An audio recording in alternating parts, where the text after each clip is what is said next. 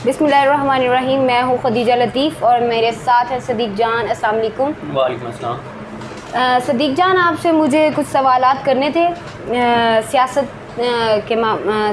सियासी अमूर पे। पहला सवाल जो मेरा आपसे वो ये है कि नवाज शरीफ की डील की खबरें जो फैलाई जा रही हैं, इसके क्या ऑब्जेक्टिव्स हो सकते हैं आपकी नज़र में?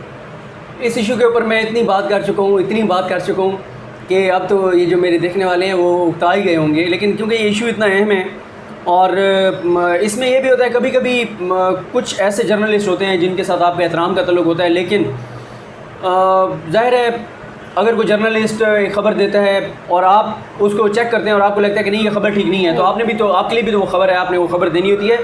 कहने का मकसद है कि किसी के साथ आपका ज़ाती इख्तिलाफ़ नहीं होता, लेकिन ख़बर के इशू के ऊपर आप मजबूर होते हैं। और जो एक अच्छा सहाफ़ी होता है उसमें कुछ खुसूसियात कुछ ख़वातीन वाली होती हैं कि जैसे कुछ ख़वातीन होती हैं उनको जो बात पता चले तो वो नहीं रख सकती जब तक वो आगे ना बता दें। तो सहाफ़ी का अच्छे सहाफ़ी के अंदर ये होता है कि जब उसको ख़बर पता चलती है तो वो उसके पेट में उस वक्त तक दर्द रहता है जब तक वो ख़बर बता नहीं देता। सही। और मेरा दर्द खैर काफ़ी कम तो हो गया ये ख़बर बता के, लेकिन अभी मुकम्मल तौर पर ख़त्म नहीं हुआ क्योंकि मामला ऐसा है।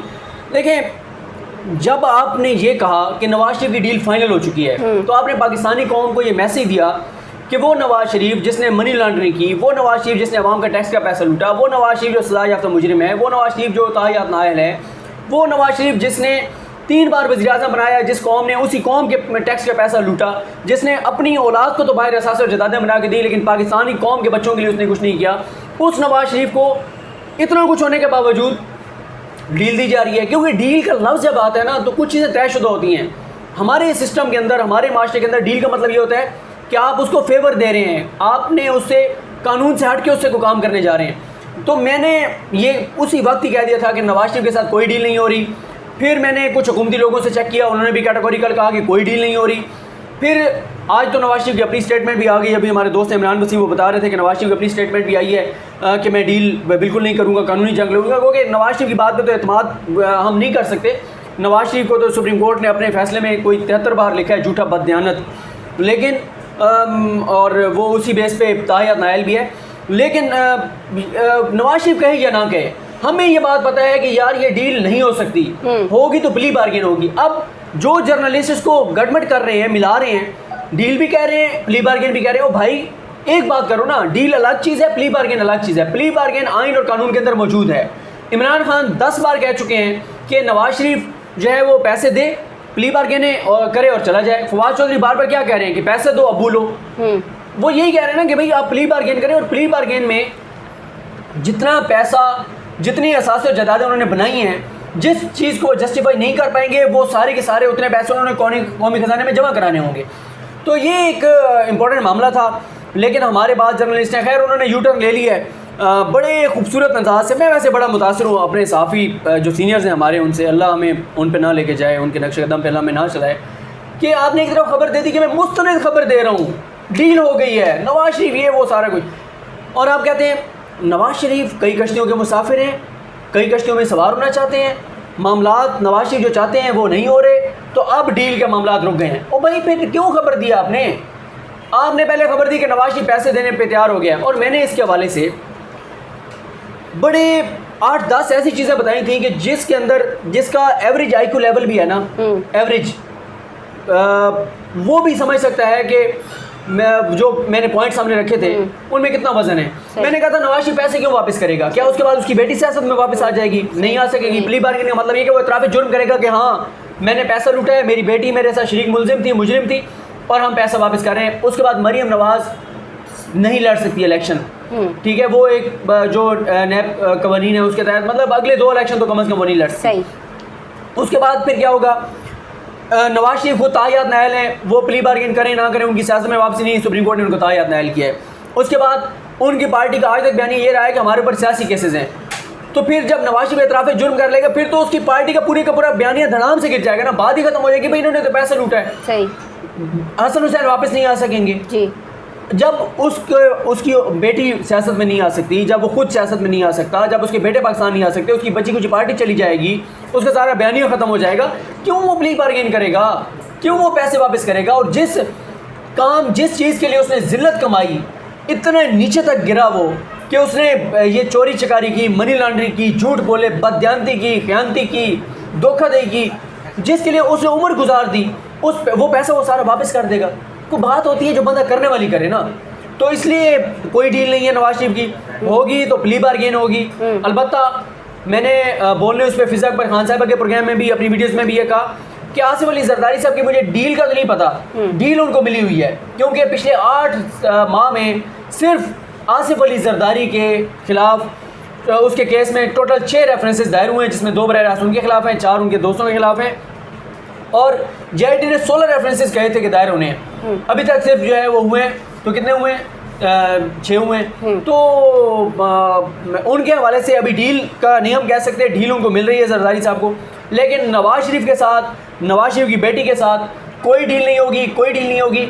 अलबत्ता शहबाज शरीफ साहब जो हैं उनके बारे में भी कुछ नहीं कहा जा सकता कि उनको कितनी डील मिलेगी या कितनी डील मिलेगी। चौधरी निसार अली खान जो आजकल बड़े एक्टिव हुए हैं, और वो सुनने में ये भी आया कि नवाज शरीफ लीग जो नून लीग है उसको टेक ओवर करना चाहते हैं। इस मामले में आपके क्या? जी बिल्कुल, ये भी मैंने ये खबर दी थी, और फिर उसके बाद ये बात शेख रशीद ने भी कही, हमारे दोस्त इमरान वसीम साहब ने भी अपने सोर्सेज से खबर दी, और ये चीज़ें सामने आई। देखें, चौधरी निसार अली खान इंतहाई तेज़ और समझदार सियासतदान है। आपको याद होगा जब वो बार बार कहते थे कि मैं सब कुछ बता दूंगा, ब्लैकमेल करते थे, प्रेस कॉन्फ्रेंस करते थे 1.25 घंटे की, और 1.25 घंटे में उनकी 3 बातें होती थी। कुछ चीज़ें अभी बता नहीं सकता, कुछ बताने का भी वक्त नहीं है, और कुछ अगली प्रेस कॉन्फ्रेंस के लिए जा रहा हूँ। 1.25 घंटे की प्रेस कॉन्फ्रेंस में 3 बातें होती थी, बताते कुछ नहीं थे। उनको इसी वक्त का इंतज़ार था जो वक्त अब आ चुका है कि नवाज शरीफ और उनकी बेटी, उनकी फैमिली सियासत से तकरीबन बाहर हो चुकी है। अब चौधरी निसार अली खान ये चाहते हैं कि वो नून लीग को टेक ओवर करें। नून लीग में से जो मरीम नवाज़ की जो बयानियाँ हैं, जो उसके करीब हैं, जो इदारों पे हमला आवर होना चाहते हैं, जो इदारों के ख़िलाफ़ चीज़ें कर रहे हैं, उनको साइलेंट करके, और जो दीगर नून लीग है, देखिए इदारे ये नहीं चाहते कि नून लीग के सारे लोगों को ख़त्म कर दें। वो कहते हैं नून लीग हो, पीपल्स पार्टी हो, PTI हो, इनमें से करप्ट लोगों को निकाल दिया जाए, उनका एहतसाब किया जाए, अच्छे लोगों की पार्टियाँ मौजूद रहनी चाहिए। और अच्छी बात है, पार्टियाँ सारी जमहूरी मुल्क में जमहूरी सिस्टम ऐसे ही होता है, पार्टी सारी बरकरार रहनी चाहिए।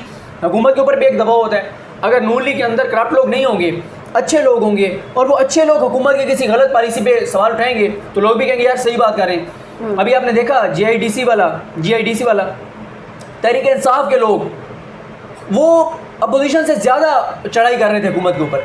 ये एक अच्छी चीज़ है तहरीक इंसाफ के लोगों में। 70-30 का रेशो है। 70% लोग तहरीक इंसाफ में ऐसे हैं जो कि अपनी हुकूमत की भी गलत चीज़ों को गलत कहते हैं, प्रेशर बढ़ाते हैं। आपने सानिया सहवाल देखा, आपने उसके बाद अभी सलाउद्दीन वाला मामला देखा।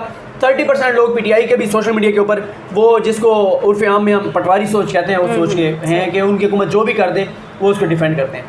गुज़श्ता दिनों से ये जो डील की खबरें चल रही हैं, नवाज शरीफ के जो सीनियर हैं रहनुमा, जो ये उनके पार्टी के जो सीनियर मेंबर हैं, वो भी उन्हें ये मशवरा दे चुके हैं कि आप डील के साथ चले जाएं, लेकिन कुछ चंद गिने चुने लोग ऐसे हैं जो नहीं हैं डील के साथ। तो नवाज शरीफ डटे हुए हैं कि मैं डील के साथ नहीं जाना चाहता। क्या वो इतने नज़रियाती हो गए? ये भी एक बयानिया है जो कि हामिद मीर साहब, तलत हुसैन साहब और नवाज शरीफ के जो जिनके दिल में नवाज शरीफ साहब के लिए दर्द है, मोहब्बत है, क्योंकि वो कहते हैं कि मोहब्बत मर नहीं सकती, मोहब्बत मार देती है।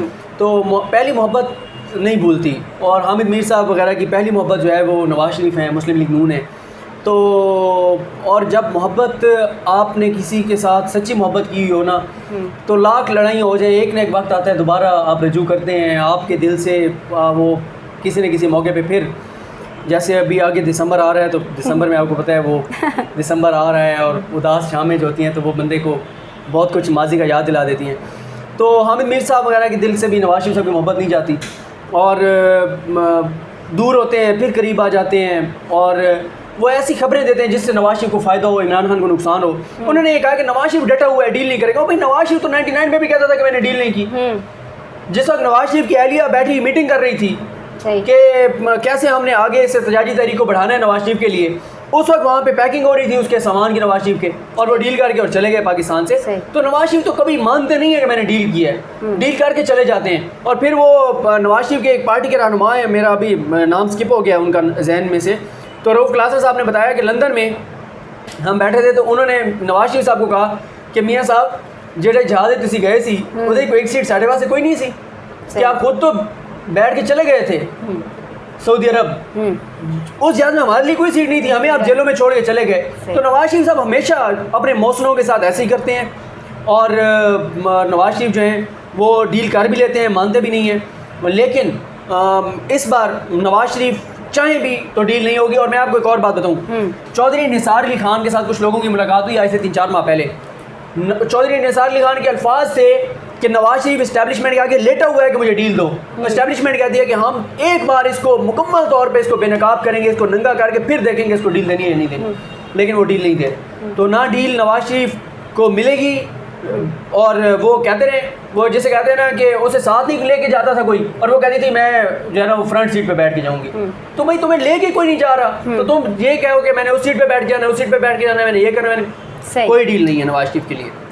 और हामिद मीर जो कि जानी मानी शख्सियत हैं पाकिस्तानी न्यूज़ चैनल्स की, ठीक है, सहाफ़ी है, सीनियर सहाफ़ी, और उन्होंने पिछले दिनों कुछ ट्वीट की है और उसमें ये बताया है कि जो इस्टेब्लिशमेंट है वो नवाज शरीफ के साथ एनओआर देने की, और उन्होंने कहा कि इस्टेब्लिशमेंट माफ़ी मांग रही है नवाज शरीफ तो वो कंफ्यूज कर रहे हैं आवाम को। देखिए मैंने आपको कह दिया, हामिद मीर साहब के हवाले से पिछले सवाल के जवाब में भी बात हो चुकी है। हामिद मीर साहब के इस ट्वीट के ऊपर जो इरशाद भट्टी साहब ने ट्वीट किया था, उन्होंने कहा अगर इतने कुछ के बावजूद भी इस्टेब्लिशमेंट नवाज शरीफ से माफ़ी मांग रही है तो हमें फिर कश्मीर भेज दें, चलो हमें मौत तो बाइज़्ज़त तरीके से आ जाए।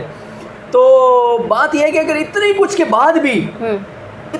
बाद भी अगर इस्टेब्लिशमेंट माफिया मांग रही है नवाज शरीफ से, तो ये वैसे पाकिस्तानी कौम जिस टेंशन में है ना इस वक्त, पाक भारत कशीदगी, कश्मीर के इशू के ऊपर और पाकिस्तान के अंदरूनी मामला हालात, उसमें ज़रूरी है कि कुछ मज़ाहिया ट्वीट्स आनी चाहिए, लोग ज़रा इंजॉय करें उन ट्वीट्स को पढ़ के। तो ये इनको उस सेंस में लें, ज़रा इंजॉय करें ट्वीट्स को पढ़ के हामिद मीर साहब। सही।